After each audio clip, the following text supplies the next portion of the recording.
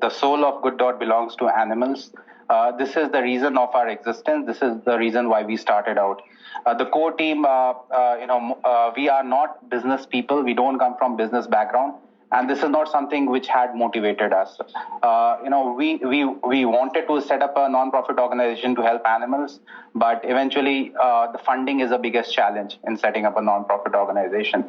So this was a thought that, okay, let's create a commercial enterprise which sells products which saves animals, and then within our whatever money in our own end, what we'll be getting, we'll start helping animals. Welcome to the Business for Good podcast, a show where we spotlight companies making money by making the world a better place. I'm your host, Paul Shapiro, and if you share a passion for using commerce to solve many of the world's most pressing problems, then this is the show for you. Hello, friends, and welcome back to another episode of Business for Good. I appreciate all the feedback we got on the last episode with Brooklyn Borough President Eric Adams about business solutions to enable policing reform, and how many of you took the time to go look up the BOLA wrap technology that Adams was touting in his conversation with me. For those of you who didn't hear the last episode, this is the Batman-type device which allows for pain-free, though maybe not embarrassment-free, detainment of suspects. Some people wanted to know more about where this technology has already been deployed, and to my surprise, it turns out that the Los Angeles Police Force, along with others, are actually now using it.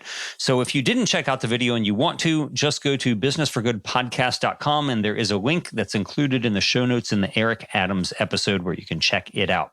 Now, moving on, we have another riveting conversation for you this episode about a topic very near to my heart: slowing and reversing the increases in meat consumption that we're seeing around the globe. Most people know that factory farming of animals is pretty bad for the animals themselves. It's bad for the planet. It's bad for public health. It's certainly bad for pandemics. But when we think about the problem of increased meat consumption, we typically think about places that have the highest rates of meat eating, like America, or places like China, where consumption is quickly rising. But we don't often think about India. In fact, oftentimes when Westerners do think about India, we tend to think of it as a land of vegetarians.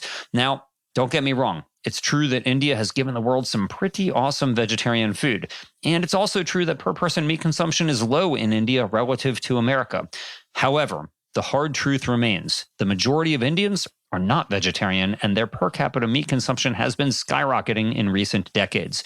Now, that would be a concern in any country. But when you're talking about a nation of 1.3 billion people, you see just how critical stemming this tide in the wrong direction actually is. So what can be done to satisfy the palates of the hundreds of millions of Indians who want to eat more meat? Well, just like in America, part of the solution is almost certainly going to be giving consumers the experience of meat that they want, but without having to raise so many animals in the process. And that is exactly what Good Dot is doing. 4 years ago, this company did not even exist. Today, Good Dot has nearly 200 employees and is producing a wide variety of plant-based meats for the Indian consumer. The company's even now opened up its own chain of all plant-based fast food kiosks too. And as you'll hear, unlike the plant-based startups in the US, Good Dot is already competing on cost with the animal products they're seeking to displace. In this interview, we hear from the company's CEO, Abhishek Sinha, a man who by his own description was a government bureaucrat who loved animals and decided he wanted to do more for them with his career. And as a result, Abhishek now claims that he's happier and more fulfilled today than he's ever been before. Note that in the interview that Abhishek tells me he's going to send me some of the Good Dot samples, and indeed, he is a man of his word. He did exactly that. Good Dot did send my wife Tony and me a care package of their products. I've already enjoyed the plant-based lamb, and yes, we even offered some to our dog Eddie, who gave 2 paws up, and I'm looking forward to trying some more soon too. You already know that there's a plant-based meat revolution that's happening in the US and in Europe and in China. Now, get ready to hear all about how it's unfolding on the Asian subcontinent, too. Abhishek, welcome to the Business for Good podcast. Thanks a lot, Paul. It's an honor to be on this show. Well, it's an honor to have you on here, man. I have been looking forward to talking with you for some time. I've heard from so many people who are fans of Good Dot, and we're glad to have the CEO on finally. Where in India are you today? I'm currently in Udaipur in Rajasthan, north part of India. And that's where the company is headquartered, in Udaipur. That's correct, Paul. It's in Udaipur. Okay, great. Well, before we talk about the company, let's talk just a little bit about India, Abhishek, because to many Westerners, they probably think of India as a country where, vegetarianism is the norm. And so they think, well, what's the problem? Why do we actually need to come up with some type of plant-based food company in a country where there are hundreds of millions of vegetarians? So what's the problem? Yeah, actually, it's a stereotype, Paul. Of course, India has got the largest percentage and absolutely the largest number of vegetarians in the world. But by and large, uh, around as per the last survey, with large scale survey which was carried out, 72% of Indian people eat meat, and 72% of 1.3 billion is a lot. So that's a big problem on our hands, and this is what we are trying to solve. I'm no mathlete, but 72% of more than a billion people, it's a huge number of people. But still, Yeah. if over a quarter of the population is vegetarian, that's something to celebrate. But for those who aren't familiar, in the past, was that number higher or lower? In other words, is the rate of vegetarianism going up or going down? Unfortunately, Paul, it's going down steeply.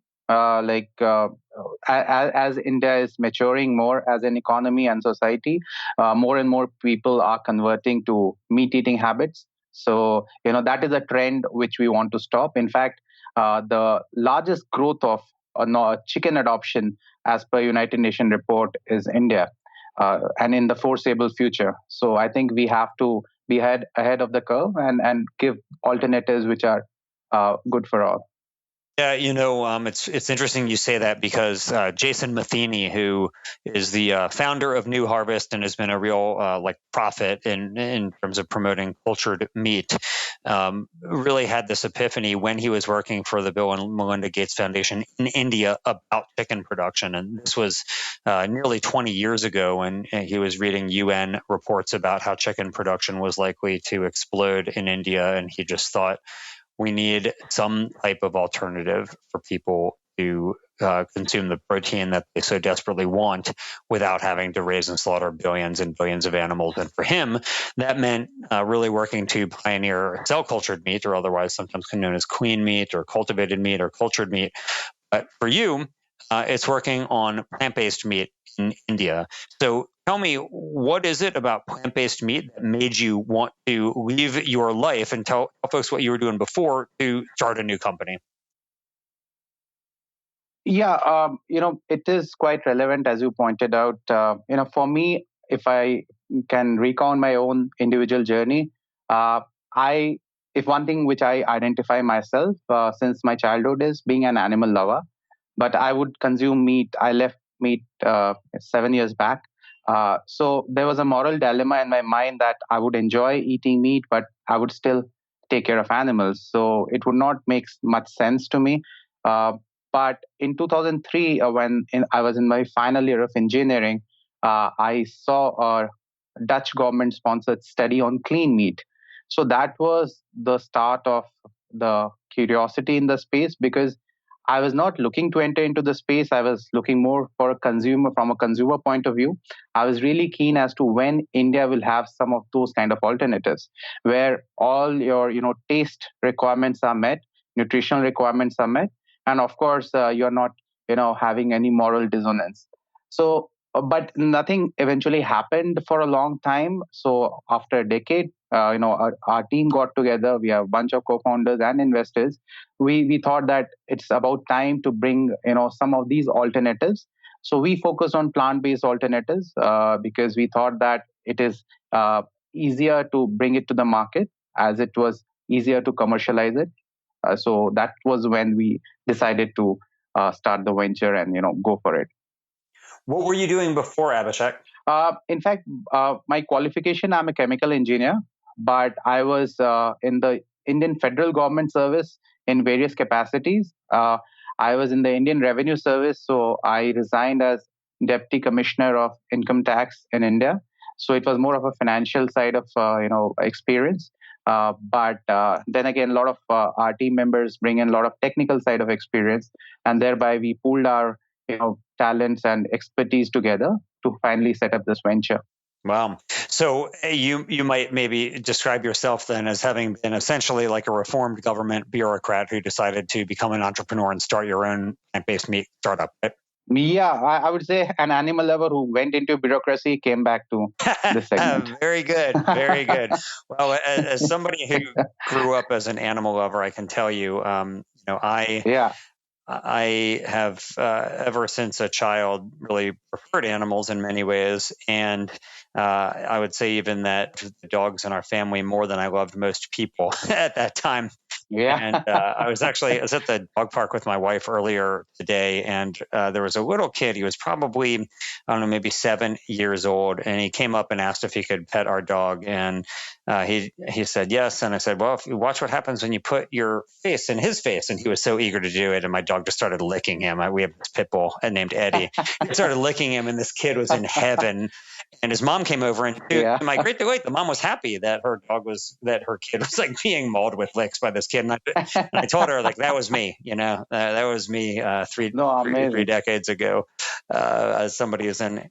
Absolutely. I've been a fan, what you have been doing, Paul, for the animals right from the very beginning. I've also, we have witnessed what you have been doing in HSI and your own book with Clean Meat and now with the Better Meat Company. Like, it's awesome. You are putting your, passion and expertise into doing something for them. And that's such a great thing to know. Well, that's very nice of you, man. But let's talk about what you're doing. So, you've got Good Dot now. You guys were founded in 2016. You mentioned that there were co-founders and VCs involved, but I would imagine that it's quite different in India than in the US, where the US has a robust venture capital system for startups and entrepreneurs. I would imagine it may not be that like in India, but I really don't know. So please tell me, what's it like to start a company over there? Yeah, it's of course it's not as easy as the United States because especially in a new category. So our company was formed. Good Dot was formed in 2016, but the work on the product development happened since 2013 onwards. So it was between friends and family when we pooled our resources, and we had a couple of angel investors who are high net worth individuals who happen to be within friends and family who put in the money because you're right. If you had just gone to the venture capital scene or with just the concept, it's very difficult to get money unless you prove the product and the traction. So yeah, it was. We knew that it would be difficult, so that's why we took an approach which was much more approachable for us. So that's why we started within a close circle. And you did have some American venture capital support too, didn't you?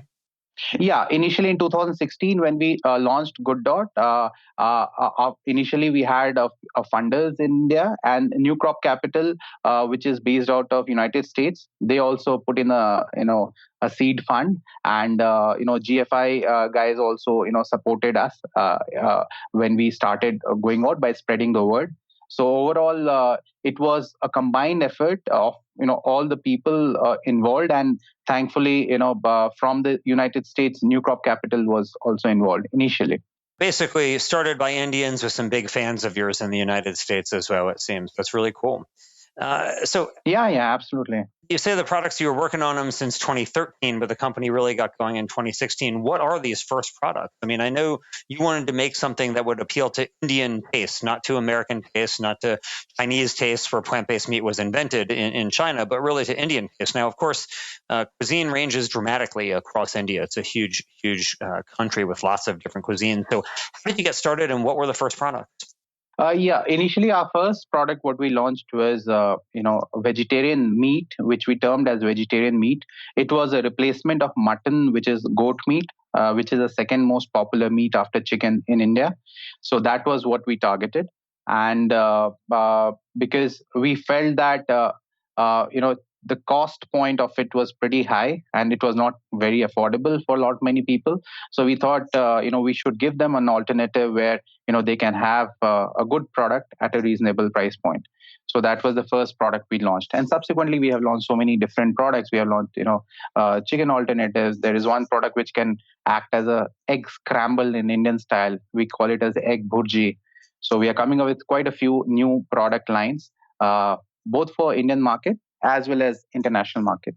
Well, there's a lot that I want to talk about in there, but there's so much. So let's just get started on the first thing. You're talking about making it cost competitive. So in America, plant-based meat usually sells for anywhere from like 200 to 500% over the cost of commodity animal meat.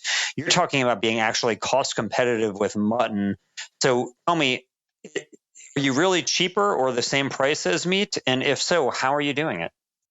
So in fact, the mutton is not factory farmed in India. It is normally, across, small to mid scale, rearing of goats. And the price varies across India. So a typical boneless mutton in India, North India, would be around 600 rupees. And when you go to a southern state like Tamil Nadu, it will cost around 1100 to 1200 rupees, Indian rupees. Our product is benchmarked at around 600 rupees. So it is at a lower end of the price spectrum of mutton. And when you say 600 rupees, that's about $8. So per what? Per pound, per kilogram? Per kilogram. Okay. Yeah, per kilogram.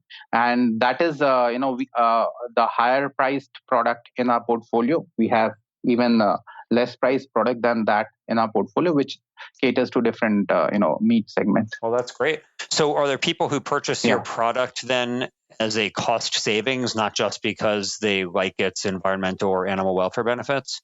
Yeah, exactly. I think, the primary reason a lot of people start out is health angle. And then, of course, the cost parity and, in fact, a lower price point really, encourages them to, come back and do the repeat purchase. So that has been quite an interesting stuff for us. That's really, really fascinating and quite a big difference. I know I heard the chairman of the board of Beyond Meat at a conference, it was actually at the Good Food Institute conference in 2019, told the audience that I was sitting in that their goal was within 5 years to be, so now that would be about 4 years, I guess, from now or so, 4.5 years, be cost competitive with the price of commodity beef, which is of course really key to actually getting mainstream acceptance. I mean, plant-based meat is still a tiny fraction of the total volume of meat that is sold everywhere on earth, but including in the United States. And cost parity is going to be really so key to that. And the fact that you already have achieved it seems pretty remarkable, and maybe part of the reason why your company has grown so much. I want to talk about that. But before we do, you mentioned, Abhishek, the eggs that you're doing. So you're making plant-based eggs. Now, one, I read online that you actually sell them for cheaper than eggs are sold in India. So one, is that true? And then two, if you could also tell us about eggs in India, because a lot of people there don't perceive eggs as a vegetarian food, right? Yeah, that's correct, Paul. People categorize egg as a non-vegetarian category of food. So people who eat meat are the ones who eat egg, and people who associate themselves as vegetarian don't eat eggs. One of our products, which is called Protease, that is a versatile product. That's a dehydrated chunks of different formulations, wherein it can be cooked. Like a lot of five stars in India are cooking it as chicken alternative for Oriental cuisine, like Chinese cuisine. And the same product, when it is cooked in a different format, hydrated in a different format, and cooked in an Indian style egg scramble, that is called as egg bhurji. So, the five stars are using it intermittently, both as, chicken alternative as well as, the egg scramble. And that is extremely cost competitive. In fact, that is at price parity. If you take a packet of Protease and make an egg scramble out of it, that is at price parity with a similar volume of egg in India. And egg is extremely cheap. So that is an interesting product what we have in our portfolio. It looks innocuous, but it is an extremely versatile product. Wow, that's really fantastic. So if an egg consumer were to eat it back to back with a scrambled egg, would they be able to tell the difference? Yeah. Would they be able to tell which was plant-based and which was from a hen? Very difficult for them. We have had blind tasting sessions, but yeah, that's because that's not a ready to cook, ready to eat format. That's a ready to cook format. So we have the recipe videos on our YouTube channel. So if someone makes it in that particular format, and then again, it's a different way egg is cooked up. For example, in the Western world, it is more like scrambled egg is more coagulated with it is more sticky. In India, the way the egg scramble is cooked, the egg bhurji, it is not as coagulated as that. It is more spread out. So it is closer to the Indian format of egg burji, and people have been fooled quite a lot and it's very difficult. Yeah. Very good. Yeah. Very good. Yeah. I always love Yeah. that when people can't tell the difference. Because I think that is the benchmark of your product, whether it will sell or not. Yeah, I think there's two strategies. One is to create products that really mimic the taste and the texture of meat, so that people who want that can easily substitute it out. The other would be to try to popularize other products. Like, for example, there's a company in the United States called Hodo Soy, which is really popularizing tofu by making it very easy, convenient, and delicious, so that it's kind of dispelling the stigma that had surrounded tofu as an undesirable food for a long time. And so, it's really like getting at the problem in two different ways. But surely, the demand from meat consumers to want to consume the types of foods that they have been eating their whole lives, very, very important. And that has hit home to me actually by our mutual friend Jayasimha Nagaheli from India, who was a coworker, colleague of mine for many years, and now I know he's the co-founder of Global Food Partners, doing some cool things. But he one time told me, Abhishek, about the problems of, it's not like there's just tons of grocery stores that are selling food, then you just need to get your product in there. Like, a lot of the meat and eggs are sold essentially in like open wet markets in India. So one, is that your experience as well? And then two, if so, how do you manage distributing your product? Yeah, you're right, Paul. In India, the majority part of the meat is unorganized in small wet market shops. So Jessima is right when he says that. And in terms of our distribution, we have been fortunate enough to have a great partnership with an organization in India called RCM. RCM is something like an Amway setup. It's a direct selling network. So they have 7,500 stores in India and 1 million sales agents. So it's a big setup out there.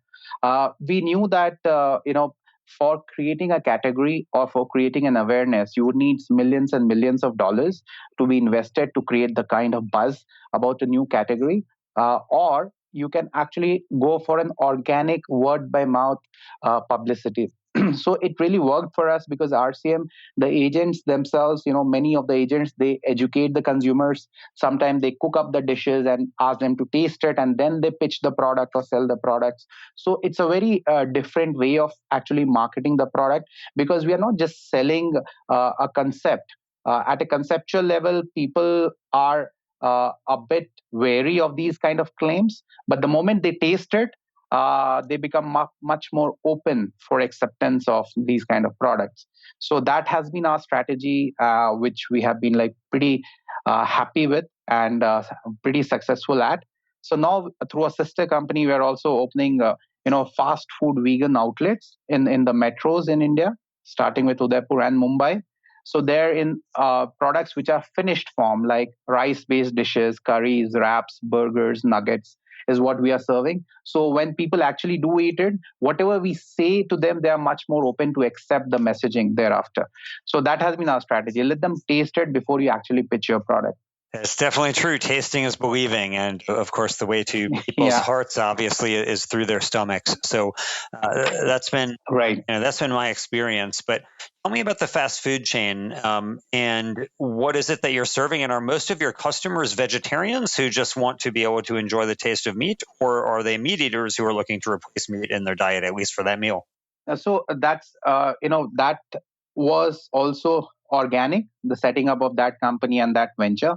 Because initially when we launched vegetarian meat, it was ready to cook. It was just chunks of meat which needed to be cooked in gravy or whatever form any person would like to. So some of the most of the reviews what we received were extremely positive, some not so. So when we did a focus group study on those 20% of reviews, we came across the fact that they were not able to cook it properly. So what we did was we set up a small food truck in Udaipur, where we are based out of, where we served finished dishes like wraps, burgers, curries and rice and biryanis, those kind of stuff. And when people eat that, they were really, really impressed. And what gave us a big, encouragement was they not only praised the food. We received franchisee requests across 18 cities in India and 5 cities out of India. So that really, told us that hang on, we are on to something interesting. So we need to have a separate team to lead that, because it's a very different kind of a soul and feel. When you go into a food outlets kind of a setup, it requires a different thought process and the team strength. What do you need for a manufacturing company? So that has been our extremely positive feedback what we received. And it's also giving good dot, it's also acting as a point of sale of good dot products, and giving good dot a lot of visibility among the people. So it has been a very interesting experiment which we are not taking it quite seriously. That's great. So tell me about the name. Yeah. Both Good Dot, what is that a reference to? And then Good Do, the name of the fast food chain. So, Good Dot is basically there's a logo, green logo. Inside that, the word Good Dot is inscribed. In India, the packaged food legally needs to carry either a red dot or a green dot. The green dot signifies a vegetarian food. The red dot signifies a non-vegetarian food. So what we said that the green dot, taking it to the next level, we are making it to the good dot. That is a vegan product, which is good for you, good for animals, and good for the earth. So that is the name which the green, circle in that good dot is prescribed. So the green dot in India is the good dot. So that is the reason for good, yeah, good dot. And Good Do, the food outlets, incidentally, Good Do has been ranked as world's number 2 vegan food truck by Lonely Planet. So that was a great, validation we received from those guys. Congratulations. Good Do, thank you, Paul, thank you so much. Guddu is named after a rescued goat, which we rescued from a slaughterhouse. His name is Guddu. In India, there's a name, a pet name for people lovingly call. It's a human name. It's a Guddu. So we named him as Guddu, and so he's our mascot for that outlet. And that he's returning the favor by promoting vegan food products and saving lives. So that's the name of the. Very good. I hope Good is well compensated for his services to the company. He's growing by the day. Yeah, he's extremely well compensated. Okay, very good. So that actually it really brings me to this point that I want to mention about you guys and see what your thinking is on it. In interviews I've read with you, in the messaging on the Good Dot website, you all make it really clear that a big motivation for you is animal welfare, that you're really trying to spare animals from the harms of factory farming and slaughter plants. Now, in the United States, many of the plant-based meat companies are run by people who share that same mission, but for marketing purposes, they just don't really talk about it that much. Maybe they'll talk about the environmental benefits. Maybe there'll be a vague allusion to animal welfare benefits, but normally that's not really discussed as much. So do you perceive this as a marketing advantage for you in India, where maybe there is better animal welfare sentiment? Or is this just something that you feel so passionately about that you're doing this, even in spite of the fact that maybe your customers don't care as much about it? Yeah, Paul, thanks for bringing that topic, because I think you are right. The soul of Good Dot belongs to animals. This is the reason of our existence. This is the reason why we started out. The core team, we are not business people. We don't come from business background, and this is not something which had motivated us. We wanted to set up a non-profit organization to help animals, but eventually the funding is the biggest challenge in setting up a non-profit organization. So this was a thought that, okay, let's create a commercial enterprise which sells products which saves animals, and then within our whatever money in our own end, what we'll be getting, we'll start helping animals. In fact, we are feeding a lot of stray animals on a daily basis. We have even purchased a chunk of land, or eventually we'll convert into an animal sanctuary. So this is what we are, and this is what we are passionate about. I don't think so. It is the best market strategy for an average consumer, because an average consumer, you're rightly saying that a lot of people might like to pitch it more as environmental sustainability and health angle. Those are positive externalities for us. Giving an ethical and compassionate choice is what we are going after. Whether it gives us positive returns or negative returns, is time will tell. But we just want to be true to ourselves, because this is from where we derive our source of inspiration, and we want to keep the fire burning. Yeah, well, I can tell by the way that you speak, Abhishek, that the fire is indeed burning, and I admire the motivation that you have here. So, look, you purchased this plot of land. You've got a successful business. I know that you all don't disclose your revenue, but you are selling millions of pounds a year of product, I know. And tell me, like, how big is the company now? I mean, you guys are 4 years old. How many people work there now? So right now, between Good Do and Good Dot, we'll have around anywhere between 170 to 180 individuals working. And in fact, we are selling all across India. Till date, we have, as you rightly said, it's in the early million of pound, between 1 to 2 million pounds is what we sell annually. But that is just going to skyrocket, because till date we have just created the foundation for a great prototype, and the validation has taken place. Interestingly enough, a lot of interesting opportunities outside India are opening up. So that will also just add to the volumes going ahead. Well, congratulations. Are you all Thank you. Yeah. like extruding your own proteins? Is that part of your business where you're actually texturizing your own proteins, or are you buying ingredients that are already texturized and then molding them into your own proprietary based product? No, we are extruding our own proteins, and that is the basis of our, every product. And in fact, we are not just extruding one type of proteins; we're extruding multiple types of protein with different equipments, with different process parameters and formulation.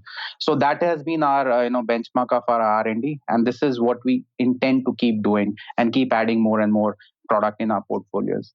So let me ask you, Abhishek, 5 years ago, you were working at the Indian Revenue Service collecting taxes. Now you know about how to extrude different kinds of proteins, different processes, and you're the CEO of a company that has nearly 200 employees. First, just tell me, how much has your life changed? Much, very much so, Paul. For the first time, I'm living my life. I'm not going after externally driven achievements or goals. uh, I'm happy, I'm content. I'll There are no goals, even though organizationally I'm quite ambitious, because unless you have the strength and you grow, you will be making a lesser kind of an impact. You want to increase your macro level impact for sure. So we are organizationally, we are extremely ambitious, but personally, there's no ambition in me. I'm doing what I love doing. I'm doing what I think appeals to me from very deep within myself. So I'm content. So I think this is the best thing which could have happened. Thankfully, God had been kind that I could take that leap of faith, and He supported me. Yeah. Oh, that's really great. So, if you, Abhishek, could talk to yourself 5 years ago, knowing what you now know, what would you have told that brand new CEO for a company that barely even existed with your knowledge and experience that you have now? What advice would you have given to yourself from when you were just getting started with Good Dot? I would have said, don't network too much. Don't reach out or to a lot of people out there for funding and those kind of stuff, because those are distractions. Because once you create a portfolio of products, because once you raise a venture capital money, then what happens is that you are focusing more on branding and marketing to meet those numbers. So I would say, just believe in the concept, think as an end consumer. uh, don't be swayed by your value system. Think as if an impassionate, dispassionate consumer. Whether you are giving him an offer he cannot refuse, whether from a taste, price, and convenience perspective, focus. If not, focus on the product, because product is the basis on which you can build up the entire structure. So I think devote more time to product. Uh, you know, Create the passion. I think this is, I think passion was always there, and we were fortunate enough with the team being passionate about the same. But this is something what I would say.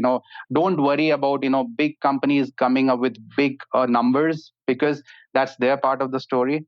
you have to focus on your product as an end consumer. So there is some time which is wasted, because now suddenly the space has heated up, a lot of conversations are happening. So you have to be very picky and choosy as to whom you converse with. Otherwise, focus on your on your own setup. Yeah. Yeah, sage advice for sure. I often see all of these events, and it's like, oh, go network with other entrepreneurs, and it's like, really, like, we did that. Is that? I mean, do you really think that's what like Elon Musk and Steve Jobs were doing when they were starting their companies? No. Probably not. No. And be original. Don't try to copy anyone, because they have been successful by being original. So try to fill a gap which is there in the market, which is real, and which you would personally buy from the market of as a consumer. Then you have got a good idea. Yeah, interesting, cool. So Abhishek, you mentioned that you have plans beyond India. So what are those plans? What are you thinking about? So Paul, we have received orders for Canada and Dubai, so we will be executing those orders. So I think within the next month or month and a half, we'll be in those markets. We have also, exploring Africa. We have signed some agreement for Africa. We'll be launching in those markets. We do have some discussions going on in Europe and Australia, which are at preliminary stage, and eventually we plan to be in the US. So we are working on some of the background, how we have to approach the US market. So we think we have the product now ready. We have the system now ready to be in the more mature markets. And would you be selling this as a dry shelf stable product? So we have even gone into development of shelf stable products, but we have also some interesting solutions in canned solutions in curries, which are extremely tasty. Doesn't seem like processed food at all. Mm-hmm. So there are a bunch of those which are Indian as well as continental. Then we'll have chicken in a brine again. Then we have developed, which we will be launching, but the product has been developed, is a vegan tuna in a can. So that would also be launched. And if the demand is there, we have developed chicken nuggets, burger patty, chicken burger patty, chicken wings in the frozen form. Nice. So if things work out, we will launch in the frozen category those products. But other products will be in shelf-stable category. Yeah. Oh, very cool. In a number of Asian supermarkets here, they sell these canned plant-based meats that are produced, I presume in China. Maybe it's another Asian country. I can't really remember. But they have like mock duck and mock chicken and so on. They are more expensive, I think, but I have bought them a number of times, and I really like them. But I don't ever see them like in mainstream, just conventional grocery stores. I look forward when you're selling some Good Dot on the shelf and wherever it is, and if you're selling it where I am, I can promise you that I will become a customer of yours. Oh, thank you so much, Paul. And you're right. A lot of interesting products are there in the Southeast Asian market. Even Taiwan has got some of those companies which are making that. Yeah. But our product is a bit different, and we feel that we have done an interesting work on that, and it has come out really well. That's great. The products. So yeah. Great. Well, you've led quite a journey here, Abhishek, from going from, as you put it, an animal lover to a government bureaucrat to an entrepreneur now running a company that I would imagine would be quite big news to you if 10 years ago you had told yourself that a decade hence that you'd be running a company with 200 employees. So has there been anything, like any resources, Abhishek, that have been helpful for you on your journey that you would recommend to others that might be useful for them? Of course, I think, it is, I think internet is the biggest resource. You have so many technical papers, extrusion related papers, a lot of, ideas floating about, a lot of videos online. Then there are some of the, exhibitions, manufacturing exhibitions, and those kind of stuff. So I think, people, it is a one world, it is a small world this day and age.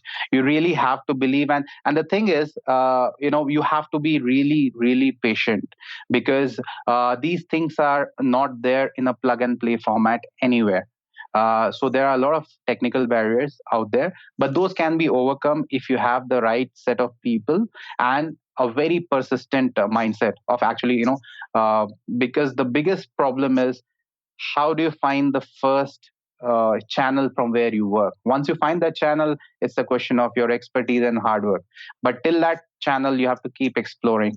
So I would say dig in more on internet, all those research papers. I think GFI has come up with some very good resources on plant based technologies, even clean meat technologies.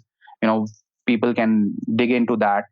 Then of course one has to even approach some universities, because I think it's there are a lot of universities which are doing very interesting work, but it's just that they are not commercially very I would say sound. So one can also do a research on those universities which are carrying on some of these research. Go to them, see what they're doing, see if you like that, see how you can commercialize that. So there's so many ways where you can look at those resources, and they are there. You have to dig deep. I think you take the use of internet. I would say the general Google search, video search. I think some of the resources like GFI, the universities which are famous for extrusion courses, one can do some of those courses to learn the initial part of it. Equipment manufacturers, there are a lot of great equipment manufacturers across the globe with some of the ready-made solutions. You can go with them, you can see what they do. So I think there are a lot of ways where one can really start. Great.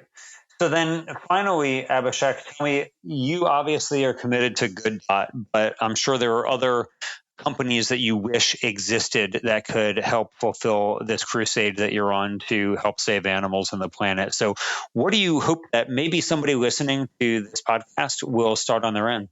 There are a lot of, I think, interesting opportunities. You see, uh, there, even though different meats will have a different niche market, but the fact is every market is big in itself. I think seafood is something people can work at. I think chunks of meat, for example steak, beef steak is something which is not there and widely consumed. People can work on that, because that's a very interesting area of research. Then such novel ingredient companies are coming up, like air protein. I would say mycoprotein has been there for a while, but new companies are working on that. Those are not as glamorous, but they can be pretty large because they are solving very, very important problems.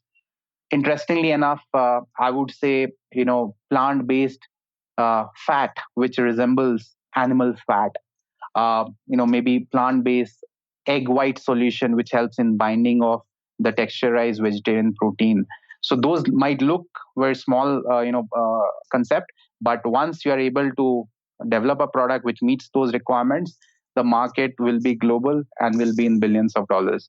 So I think there are a lot of interesting stuff. What I did mention, maybe I'm missing some of them, but these are something which comes to my mind, because I think there's a lot of, for example, clean flavor technology, because everyone is working on the structure part of the meat, which is a difficult part, because structure has to hold up in the scaffolding. But when you develop, say, clean flavor profile and you add to a TVP, the entire experience changes. If you take a clean fat, that changes the entire category. So very interesting stuff are there.